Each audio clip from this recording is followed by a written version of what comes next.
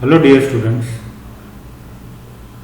today we will study our last part of data representation, that is diagrammatic representation of the data. Previously we discussed about different aspects. Just we will briefly revise and go through the slides. First one, we discussed about classification, need of classification, benefits of the classification. Then we learnt about different objectives of the classification. Then we discussed terms which are used in the classification system.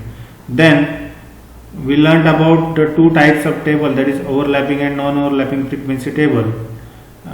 Then we discussed about the method of representation of data. In that first we discussed tabular type of representation, its feature and advantages. Secondly, we discussed about graphical representation of data, its advantages and different types of graphical representation like histogram, frequency polygon, frequency curve and scattered or dot diagram.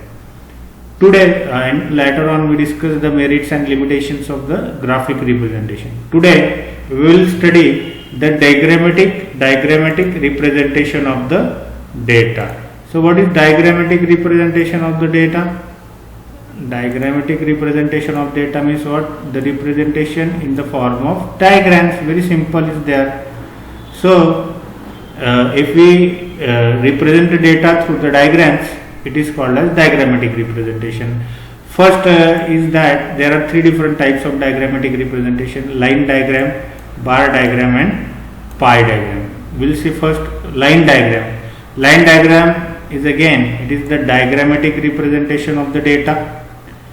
So in this way we are going to prepare a diagram. It is prepared by vertical line according to the frequency. Let us see the example. If this is your y-axis and this is your x-axis, so here you have to just plot these 2 points. It is your x and it is your y. So here number of children is your x variable, so it is x, and frequency is your y. It is represented on the y-axis. So we will draw a line starting from 0 here to 1 to 2, 3, 4 and 5. Here we will take 3, then 6, then 9, then 12, then 15. Okay, what we have to do? We have to just put a point according to these two variables, 2 points. First, for 0 children the frequency is 12. Okay, so it will not be there. For 1 children the frequency is 9. So here the dot is put here.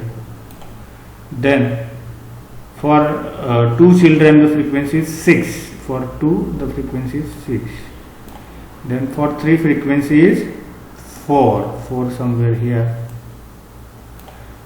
For 4 the frequency is 2 somewhere here.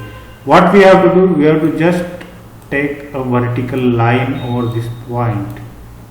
Okay, so it becomes your line diagram. So it is very simple actually. The distance between line is kept uniform, so you will see the distance between two lines are uniform. It is very easy to compare the data, but it is just like a line, so it becomes less attractive. So this is about line diagram. Second is bar diagram. Bar means what? It is just like a histogram, in which if you have drawn this x-axis, this is your y-axis, and this is I will say 1991, 91 I will write only here, 92, here 93 and 94, and production in tons I will draw 20, 40 and 60. 20, 40 and 60. Okay, so it is also a diagrammatic representation of the data. It consists of equally spaced vertical rectangular bars. Equally spaced vertical rectangular bars. Okay, height of rectangle is proportional to frequency. Here 91, how much production is there? 45, somewhere here. So just you have to draw a rectangular thing. Okay, in 1992 it is 25, means it is where somewhere here, somewhere rectangle here. Okay, in 1993 it is 60, somewhere here.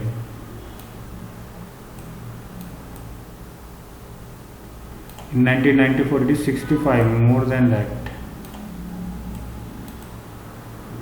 Okay, so this becomes your bar diagram. Bar means it is the rectangular bars through which we can represent the data.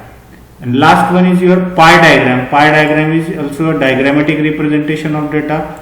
It is drawn in the form of circle, and these component values, they are transposed into corresponding degrees. Means you have to draw a circle, and as per your production, you have to make the compartments by converting this value into the degrees. You have to convert that values into the degree. Okay, same somewhere here.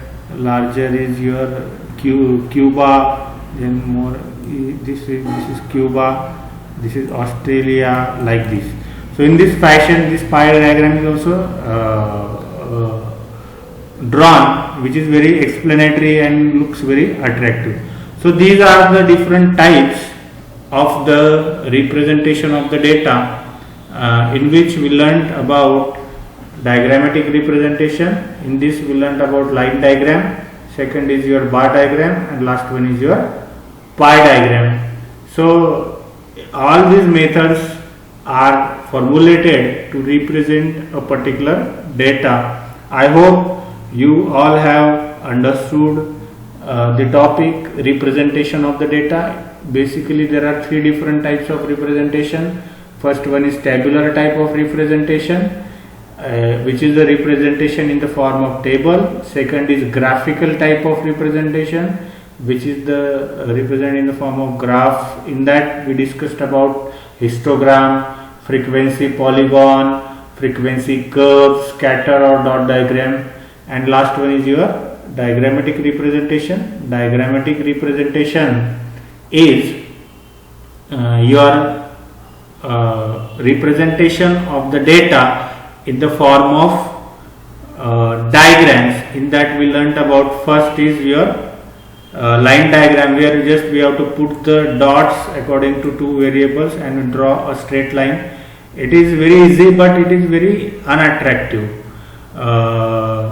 as far as other representation methods are concerned.